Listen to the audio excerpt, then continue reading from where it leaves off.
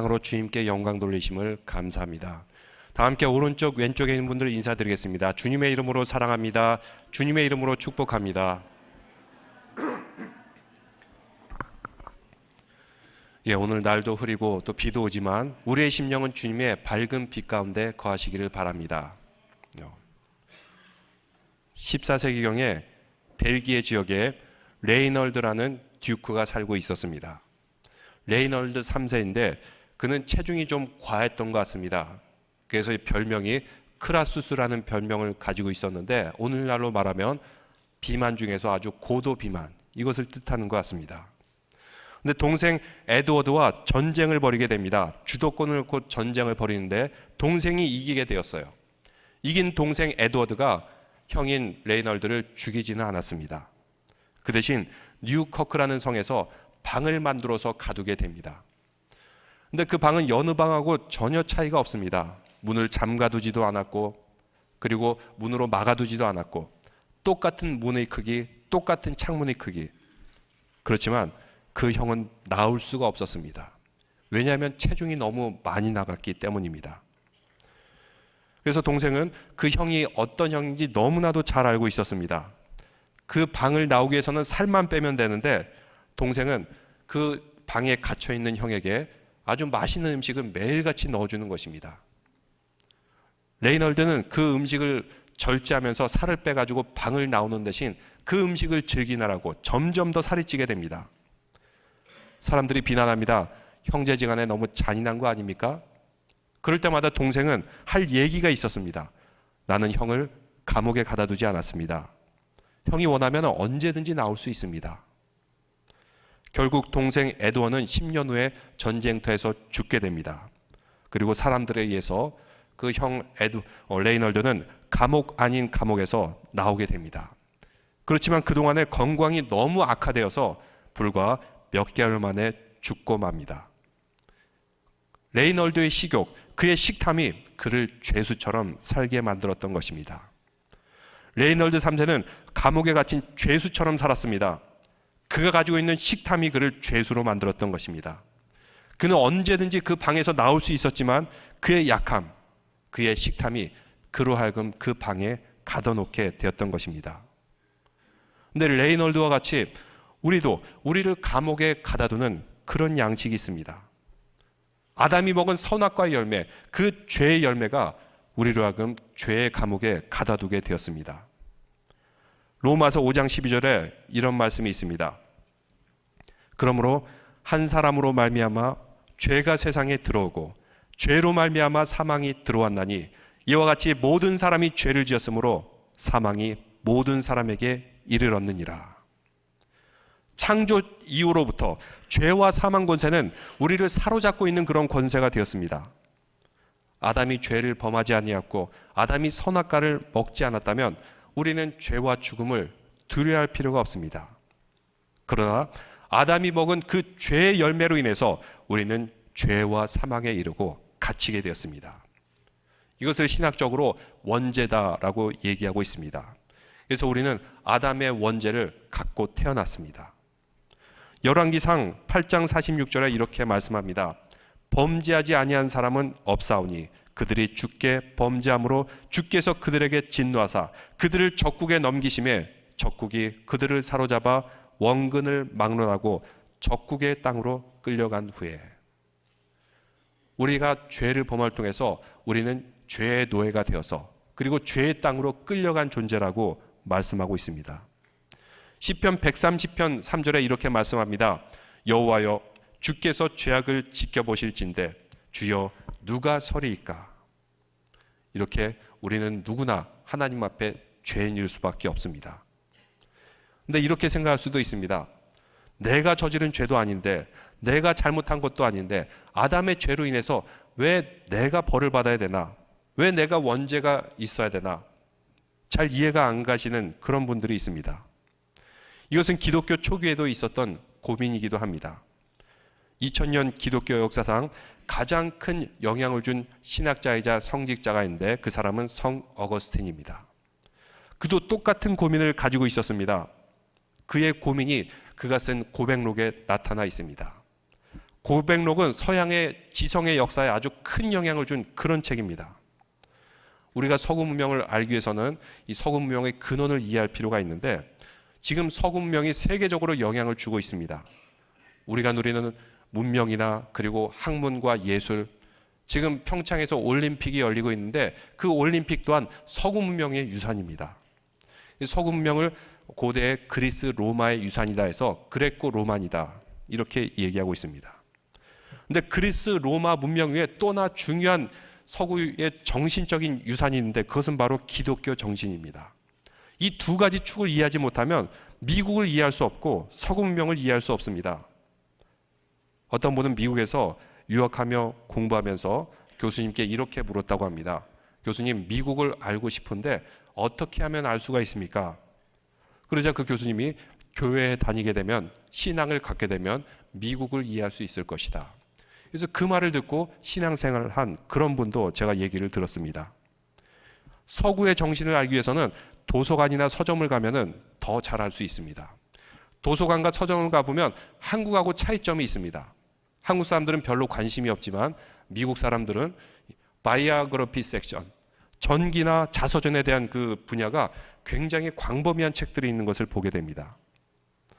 우리나라 사람들은 별로 관심이 없지만 그리스 로마 문명의 그 정신을 이어받은 이 서구 정신에서는 바이오그래피를 굉장히 중요하게 여깁니다. 근데 그 바이오그래피를 보면은 자서전이나 전기에는 이런 내용이 있습니다. 내가 모든 역경을 딛고 불굴의 의지를 가지고 이런 시련들을 다 극복해서 이러한 업적을 해냈다라는 것이 바이오그래피의 주된 내용이 됩니다. 근데 그 근원을 거슬러 올라가 보면 고대 그리스 신화의 오디세이의 모험, 헤라클레스의 모험, 여기로부터 기원하고 있고 뿌리를 두고 있습니다. 내가 힘과 능력을 가지고 모든 역경을 다 이겨내고 성을 정복했다, 나라를 정복했다, 업적을 이뤄냈다. 이것을 서구 문명에서는 미덕으로 생각하고 있습니다. 그런데 이러한 미덕의 균형을 잡아주는 또 하나의 정신 문명이 있습니다. 그것은 바로 기독교적인 정신. 이 기독교적인 정신은 서구의 그 정신 유산과는 좀 다른 차이가 있습니다. 기독교적인 정신 문화와 유산이 있는데 이것을 마련해준, 토대를 마련해준 중요한 신학자이자 성직자가 바로 어거스틴입니다. 어거스틴은 우리 인간이 죄가 무엇인지, 죄의식이 무엇인지, 그리고 어떻게 기독교인으로 살아야 될지 그 고백록을 통해서 얘기해주고 있는데, 그 고백록이 서구 문명의 중요한 축을 이루고 있습니다. 고백록은 다른 자서전과는 차이가 있어요. 무슨 차이일까요? 일반적으로 자기 정기를 쓸 때는 내가 이렇게 잘했고 저렇게 잘했고 이러한 역경을 이겨냈다 쓰고 있는데, 고백록을 잘 모르는 사람이 그냥 보면은 이거 한 평범한 인간의 그 좀 수치스럽고 약하고 좀 추잡한 모습이네, 이렇게밖에 생각할 수 없습니다. 물론 거기에 신학적으로 중요한 통찰을 주고 있지만 그 인간적인 어거스틴을 바라봤을 때는 그가 얼마나 보잘것없고 죄와 유혹에 약한 사람이었는지 거기서 고백되는 것을 보게 됩니다. 어거스틴의 일생을 간단하게 소개하면 그의 어머니 모니카, 그는 크리스찬이었습니다. 크리스찬으로서 기도하는 자녀는 절대로 망하지 않는다라는 그 이야기가 바로 모니카로부터 나오게 되었습니다. 그는 북아프리카 쪽 서쪽 지역의 다가스테라는 곳에서 태어나게 되었습니다. 그런데 어머니 모니카는 교육열이 아주 대단했나 봅니다.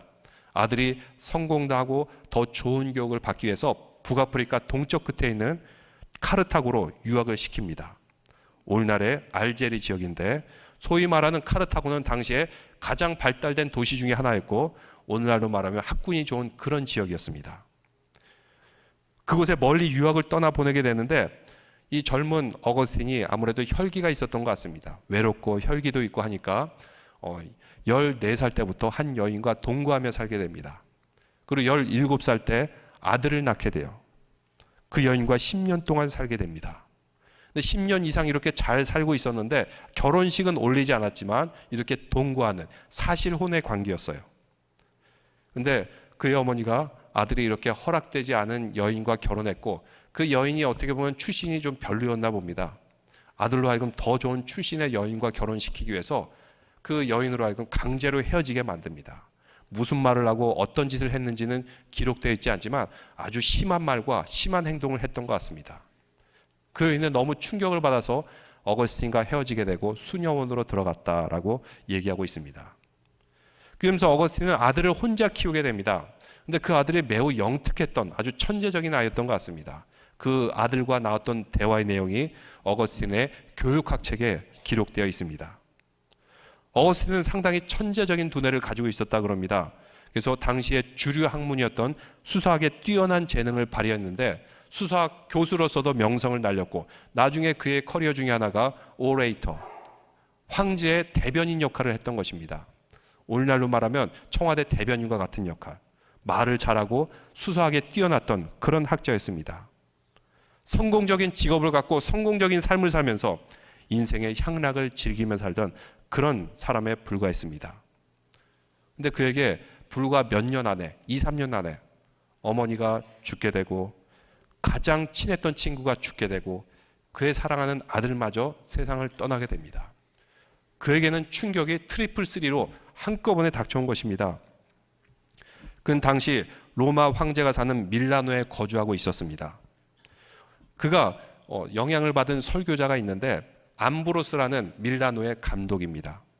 근데 암브로스가 밀라노의 감독으로 있는 교회에 설교를 들어간 이유는 사람들이 그가 말을 잘한다, 언변이 뛰어나다 하니까 수사학자로서 뭐 배울 게 없나라는 그런 생각을 가지고 그 밀라노 성당에 다니게 되었어요. 근데 그전에는 기독교 성경을 보면은 어릴 때부터 성경에 대해서 어머니로부터 들었지만 이건 좀 말이 안 된다, 좀 이상하다. 아까 제가 얘기한 원죄라는 개념도 잘 이해가 안 갔던 그런 학자였어요. 근데 암브로스의 설교를 들으면서 하나 둘씩 이해가 되기 시작하는 것입니다. 기독교의 신앙이 점점 자라나게 돼요. 그럼 그 암브로스라는 사람은 어떻게 성직자가 됐냐면 원래는 군대 장군이었습니다. 근데 당시에 이제 성직자를 뽑을 때 특징이 있는데 그 교회 목사를 뽑을 때 사람들이 모여서 회의를 하다가 누구를 뽑자 하면은 그냥 그 자리에서 와가지고 강대상에 꿇어앉히고 안수하면서 목회자로 세우는 것이 당시의 전통이었어요. 근데 암브로스가 어느 날 전쟁을 치르고 이제 돌아오는 중이었는데 밀라노를 지나다가 그 성당 앞을 지나게 됩니다. 사람들이 누구를 목회자로 세울까 회의하던 중에 한 소년이 암브로스를 세우자라고 하니까 사람들이 다 같이 그래 암브로스를 세우자, 암브로스 하면서 지나가던 그 암브로스를 잡아다가 이렇게 꿇어앉히고 그 다음에 이렇게 안수를 받고 주교와 감독으로 세우게 되었습니다. 근데 그는 어거스틴에게 아주 중요한 영향을 미쳤고 멘토가 되어 주었습니다. 나중에 어거스틴도 고향 다가스테에서 이제 성직자가 되는데 그도 또한 원해서 된 것이 아닙니다. 사람들이 회의를 하다가 그냥 강제로 끌고 오다시피 해가지고 강대상에 꿇어앉힌 다음에 안수를 줘서 그에게 성직자로서 권위를 부여했는데 그때 어거스틴이 그렇게 눈물을 많이 흘리면서 통곡하는 그런 울음을 흘렸다라는 그런 기록이 있습니다. 이렇게 어거스틴은 일련의 사고와 또 암브로스라는 그 설교자를 만나면서부터 사고방식의 변화를 가지고 오게 되었습니다.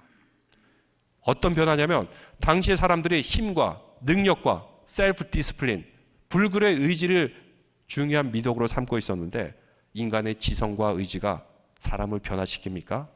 절대로 그렇지 않습니다. 사람의 지식 그리고 이성 이것이 세상의 변화를 가져오고 사람을 변화시킬 수 있다고 생각했는데 어거스틴은 다른 접근으로 인간을 바라보게 됩니다. 역사적으로 보면 때로는 사람이 이성과 지성을 좋게 생각하던 그런 미덕의 때가 있습니다. 최근에만 해도 계몽주의 시대 때 사람들은 이성과 지식이 세상을 좋게 만들 것이다. 이렇게 생각했지만 1차 대전이 일어나고 2차 대전이 일어남을 통해서 인간의 지성, 인간의 의지에 대해서 사람들이 회의에 빠지게 됩니다.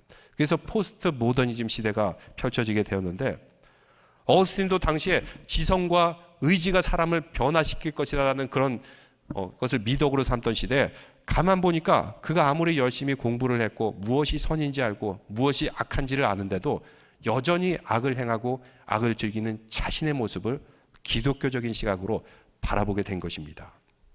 그래서 그 다음부터 사람들은 죄의식에 대한 깨달음을 갖게 되었던 것입니다. 인간은 죄의 노예, 죄의 사슬에 매여 있다. 왜 그럴까요? 원죄가 있기 때문입니다.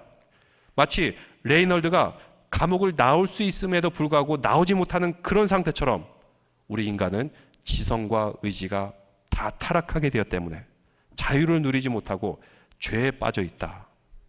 그의 고백록 속에서 그가 말하고 있고, 또 인간은 원죄의 존재라는 것을 고백록을 통해 깨닫고 바라볼 수 있게 해주었던 것입니다. 이렇게 어거스틴이 쓴 그 저술들은 그 이후의 신학자들에게도 많은 영향을 주었고, 종교개혁자 루터와 칼빈에게 영향을 주어서 오직 믿음으로, 오직 은혜로, 오직 성경으로 우리는 구원받는다라는 종교개혁의 표를 만들어내게 되었던 것입니다. 어거스틴의 고백록을 비롯한 그의 통찰은 교회의 역사에 있어서 마르지 않는 샘과 같이 항상 중요한 영감을 주었던 그런 책입니다. 서구의 신학뿐만 아니라 정신 문명에도 큰 영향을 끼치게 되었습니다. 당시 사람들은 죄를 서슴지 않고 저질렀어요. 오늘날 우리가 생각할 때는 죄라고 하지만 당시에 사람들은 이것이 죄가 아니었어요. 남의 물건을 훔치는 것, 그리고 아이를 낳았을 때 이 아이를 생명체로 보는 것이 아니라 뭔가 덜 완성된 인간으로 바라봤기 때문에 그냥 아이가 딸이 되었다, 그럼 마음에 안 들면은 갖다 버려요. 그리고 아이가 조금 장애가 있다, 갖다 버려요. 근데 기독교인들은 다른 생각을 가지고 있었어요. 그 갖다 버린 아이들을 키우기 시작했어요. 갖다 버리면 또 키우고 또 키우고. 왜 저렇게 사람들이 아이를 키우나? 당시 죄가 관영한 세상에서는 이해를 하지 못했어요. 그리고 병자들을 돌보기 시작하고 약한 자들을 돌보기 시작하는 그런 기독교적인 정신, 그리스 로마 문명에서는 이해가 안 가는 것입니다. 약하고 병들어? 그러면 죽이는 것이 그때는 미덕이었는데, 그럼을 통해서 서구의 그 역사가 변화되는 계기가 되었던 것입니다. 어거스틴 또한 그가 기독교에 대한 신앙에 대한 회의에 빠졌을 때, 젊은 시절에 어머니의 신앙에 대해서 회의에 빠지게 되었을 때 신플라톤주의에 심취하기도 하고 마니귀에 빠지기도 하였습니다. 그렇지만 그는 암브로스를 만남을 통해서 또 어머니의 기도로 인해서 그리스도적인 생각으로 점점 변하게 되고, 그가 내가 변화되고 싶은데 왜 내가 변화되지 못할까? 나는 분명히 선하게 살고 싶은데 여전히 악과 쾌락과 향락을 죽이는 자신의 모습, 왜 이렇게 될까? 이해가 안 가는 것입니다. 알고 있고 내 의지로는 변화시키고자 하지만 변화되지 않는 자신의 모습, 이렇게 번민과 회의에 빠져서 하나님 어떻게 하면 좋겠습니까?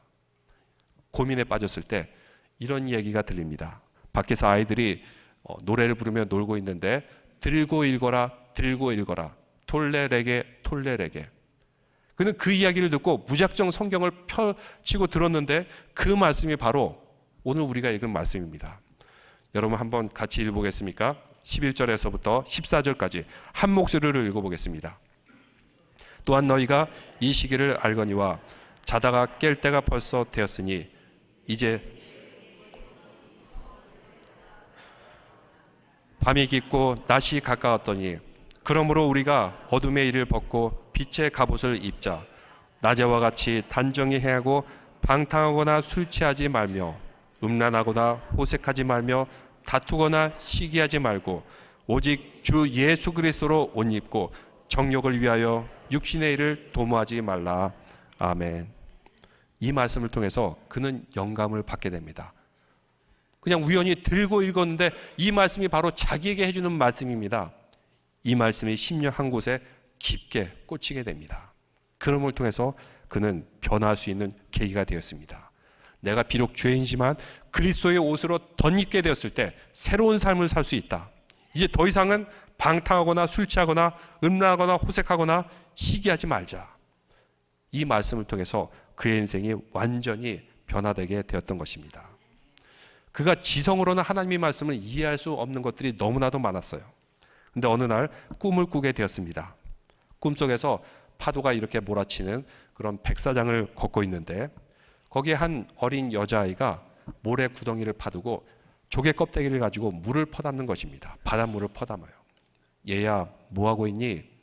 라고 물었더니 그 아이가 바닷물을 이 구덩이에 다 퍼담으려고 그럽니다. 어거스틴이 이렇게 합니다. 얘야 그 조개 껍데기로 바닷물을 퍼담다고 바닷물은 조금 더 없어지지 않을 것이야. 왜냐하면 계속해서 강을 통해서 물이 흘러들어오기 때문이지. 그러자 그 아이가 어거스틴을 바라보면서 맞습니다. 당신도 그렇지 않습니까? 당신의 좁은 생각, 그 좁은 머리를 가지고 바다보다 더 넓은 하나님의 지식과 그 지혜를 알 수 있을까요? 그렇지 못합니다. 그는 이 꿈을 꾸고 깨어나면서부터 그래, 내가 정말 좁은 생각을 가지고 어떻게 하나님의 비밀을 알 수 있을까? 창조의 비밀을 알 수 있을까? 라고 깨닫게 되었다고 합니다.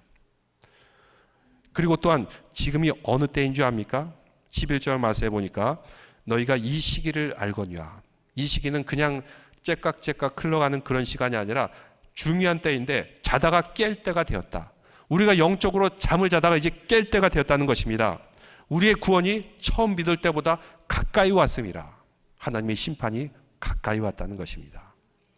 그전에는 잘 모르고 세상을 즐기고 향락을 즐기고 이렇게 살다가 가장 친한 친구가 죽고 어머니도 세상을 떠나시고 그리고 아들도 죽음을 통해서 그때가 가까웠다라는 것을 깨닫게 됩니다. 물론 어거스틴은 당시로서는 71세 정도 살게 되었는데 당시로서는 아주 장수한 겁니다. 근데 40살 어간에 이 말씀을 듣고 종말론적인 신앙을 갖게 되었어요. 왜 그렇습니까? 그러기 위해서는 그때를 준비하기 위해서는 12절에 밤이 깊고 낮이 가까웠으니 그러므로 우리가 어둠의 일을 벗고 빛의 갑옷을 입자. 빛의 갑옷을 입자고 그는 통찰하게 되었던 것입니다. 그러면서 그가 죄의 본질에 대해서 통찰하게 되는데 그가 왜 죄로부터 벗어나지 못하였는가? 원죄라는 그 사슬이 그의 온몸을 의지와 지성을 꽁꽁 묶어내가지고 이것으로부터 벗어나지 못하는 자신의 모습을 객관적으로 바라보게 되었던 것입니다. 이렇게 인간은 원죄에 속해 있다는 것입니다. 그러면 어떻게 됩니까? 사람들이 일반적으로 각자 그 체질에 따라서 유전적으로 취약한 질병이 있습니다. 어떤 사람은 심장이 안 좋고 어떤 사람은 신장이 안 좋고 어떤 사람은 당뇨에 쉽게 걸리고 어떤 사람은 또 암에 쉽게 노출되기도 합니다. 그런데 이 질병들이 모두 어디서부터 왔는지 압니까? 부모로부터, 더 올라가서 조상 100년, 1000년 그 전으로부터 이게 유전되어 나온 것입니다. 이거 어떻게 해야 됩니까? 파퓰러 사이언스 2007년도 3월에 보니까 이런 실험이 소개되어 있습니다. 유전적으로 그 쥐들이 있는데 그 쥐를 비만과 당뇨와 암 이 세 가지 병에 아주 취약한 쥐를 가지고 시험을 합니다. 이런 쥐에게 좋은 음식을 먹이게 되었어요. 비타민과 미네랄이 풍부한 좋은 음식을 먹였는데 그 후손 때에 가서는 이 음식을 먹고 자란 그 후손들과 부모를 가진 그런 쥐들은 자라났을 때 당뇨, 비만, 암 잘 안 걸린다는 그런 연구 결과가 나왔다는 것입니다. 결론은 무엇입니까? 우리가 무슨 음식을 먹냐에 따라서 내 현재의 건강뿐만 아니라 내 후손의 건강에도 아주 큰 영향을 미친다는 것입니다. 아담이 불순종하여 먹은 그 선악과로 인해서 우리는 죄로 인해 죽을 수밖에 없는 유전을 받게 되었습니다. 아담이 선악과를 먹었을 때 죄에 대한 욕망, 식욕을 우리에게 준 것입니다. 듀크 레이놀드와 같이 어쩔 수 없이 그 죄와 욕망의 감옥에서 벗어날 수도 있는데도 불구하고 유전적인 한계 때문에 그 안에서 갇혀 지내는 거예요. 왜냐하면 원죄라는 그 유전과 질병이 있기 때문입니다. 결국 그 질병은 우리로 하여금 죽음에 이르게 합니다. 그러면 어떻게 하면 회복될 수가 있을까요? 우리는 생명의 양식을 통해서 회복될 줄로 믿습니다. 지난주 우리가 성만찬을 하게 되었습니다. 성만찬을 나눌 때 떡과 피는 예수 그리스도의 피와 그리고 예수 그리스도의 살을 기념합니다. 기념한다고 할 때 아나네시스라는 단어를 사용합니다. 이 말은 뭐냐면 그때의 그 순간이 바로 지금 이 순간이 되는 것입니다. 그때의 그 순간이 예수님께서 살과 피를 나눠주는 그 순간이 성령의 감동하심과 역사에 의해서 바로 우리가 성만찬을 할 때 이 순간에 우리가 하나님의 주님이 살과 피를 나누는 그런 시간이 되는 것입니다. 예수 그리스도의 십자가의 희생 그리고 우리에게 주신 구원의 양식 부활의 능력을 나누는 그 시간 그 양식을 먹는 시간을 통해서 우리는 죄와 사망의 유전으로부터 생명과 영생의 유전으로 회복하는 영의 양식을 나누는 시간이 됩니다. 로마서 6장 23절에 보니까 죄의 삭은 사망이요 하나님의 은사는 그리스도 예수 우리 주 안에 있는 영생이니라 이렇게 말씀하고 있습니다. 우리가 예수 그리스도의 이름으로 세례를 받고 또 주님께서 우리 안에 거하시도록 우리가 허락하게 되고 우리의 영의 양식이 생명의 양식, 구원의 양식, 말씀의 양식이 되면 우리는 죄와 사망으로부터 회복될 줄로 믿습니다. 어떤 분은 세례를 받으려고 할 때 사양하는 경우가 있어요. 왜냐? 세례를 받으면 맹세를 하게 됩니다. 오직 나의 삶을 예수 그리스도께만 헌신하고 다시는 악을 행하지 않겠나이다. 이게 부담이 느낀 거예요. 근데 세례 서약을 하면은 인간이 완전히 변화되는데 별로 이렇게 변화된 것이 없어요. 이렇게 변화되지 않은 상태에서 또 여전히 죄를 저지르게 되면 세례를 통한 구원이 무효화될 것 같으니까 그게 염려가 돼가지고 아예 세례를 받지 않는 그런 분, 세례를 자꾸 미루는 그런 분이 있습니다. 요한일서 1장 8절에 보면 이렇게 말씀합니다. 만일 우리가 죄가 없다고 하면 스스로 속이고 또 진리가 우리 속에 있지 아니할 것이요. 우리 인간은 원죄를 가지고 있기 때문에 죄인입니다. 죄로부터 그렇게 쉽게 해방되지가 않아요. 완벽하게 치유되지가 않습니다. 그러나 세례를 받게 되면 우리는 예수 그리스도와 하나 되는 예식을 치르는 것입니다. 동계올림픽이 개막되었습니다. 거기서 스케이트 경기들이 많이 나오는데 여러분 스케이트를 탄 적이 있으십니까? 처음 스케이트를 타면 계속 넘어지게 돼요. 보통 사람이 그 트랙을 한 바퀴 돈다는 것은 거의 기적에 가까운 일입니다. 근데 올림픽 선수들은 계속되는 연습과 훈련의 반복으로 인해서 그 계주를 돌고도 그리고 트리플 악셀 그렇게 빙판 위에서 묘기를 부리고도 넘어지지 않고 빠른 속도로 달리는 모습을 보게 됩니다. 근데 그런 선수들도 가끔 이렇게 자빠지는 모습을 보게 돼요. 아니 어떻게 저렇게 어처구니 없이 자빠질까? 그만큼 이 스케이트가 어려운 종목 중에 하나입니다. 마찬가지로 우리도 주님 안에 살게 되고 또 성령이 계속 우리 삶에 역사하게 되면은 우리도 때로는 넘어질 때가 있지만 훈련을 통해서 넘어짐의 빈도가 점점 줄어들게 됩니다. 덜 넘어지게 됩니다. 넘어져도 다시 일어나게 됩니다. 결국 우리의 신앙이 점점 자라나게 되어서 거의 넘어지지 않는 수준의 단계까지 모두가 이를 줄로 믿습니다. 아담의 불순종의 죄, 그 선악과를 먹음으로 우리에게 죄가 들어왔습니다. 그러므로 우리는 예수 그리스도의 살과 피 그리고 주님의 영의 양식을 먹음으로써 이 모든 원죄로부터 회복될 줄로 믿습니다. 마지막 14절에 중요한 말씀을 우리에게 해주고 있습니다. 같이 읽어보겠습니다. 오직 주 예수 그리스도로 옷 입고 정욕을 위하여 육신의 일을 도모하지 말라. 뭐라고 말하고 있습니까? 예수 그리스도로 옷 입어라. 예수 그리스도로 옷 입는다는 것이 무엇일까요? 사람은 옷이 날개라고 어떤 옷을 입느냐에 따라서 좀 달라 보일 때가 많이 있습니다. 단정한 옷을 입으면 단정하게 행동할 수밖에 없어요. 경건한 옷을 입으면 경건하게 행동할 수밖에 없습니다. 군복을 입으면 군인처럼 행동하고 경찰 옷을 입으면 경찰처럼 행동하게 됩니다. 거기에 대한 기대가 있습니다. 또 그 예복의 틀에 따라서 몸이 다르기 때문입니다. 사도 바울은 오늘 말씀에서 예수 그리스도로 옷 입으라고 말씀하고 있습니다. 그럴 때 우리는 어떻게 행동할까요? 예수 그리스도처럼 행동하고 예수 그리스도처럼 생각하고 예수 그리스도처럼 말을 하게 되는 것입니다. 그렇게 예수 그리스도로 옷 입었다면 우리 삶도 변화되게 됩니다. 다시는 이전의 옷을 입지 않게 됩니다. 점점 거룩한 곳 빛의 갑옷을 입게 되는 것입니다. 갈라디아서 3장 27절에 이렇게 말씀하고 있습니다. 누구든지 그리스도와 합하여 세례를 받은 자는 그리스도로 옷 입었느니라. 우리는 예수 그리스도의 빛의 갑옷을 입고 매일매일 변화되고 승리하는 믿음의 성도들 되시기를 주님의 이름으로 축원합니다. 근데 그 예수 그리스도의 옷을 교회에서만 입는 것이 아니라 세상에서도 계속해서 입으시기를 바랍니다. 그 옷의 본질, 그것은 우리에게 긍휼과 자비와 겸손과 오래 참음과 온유의 옷. 골로새서 3장 12절에 말씀합니다. 그러므로 너희는 하나님의 택하사 거룩하고 사랑받는 자처럼 긍휼과 자비와 겸손과 온유와 오래 참음의 옷을 입고 그리고 이 모든 것 위에 사랑을 더하라. 우리에게 사랑의 옷을 덧입으라고 말씀하고 있습니다. 그래서 10절 말씀 다 같이 읽어보겠습니다. 로마서 13장 10절입니다. 사랑은 이웃에게 악을 행하지 아니하나니 그러므로 사랑은 율법의 완성이니라.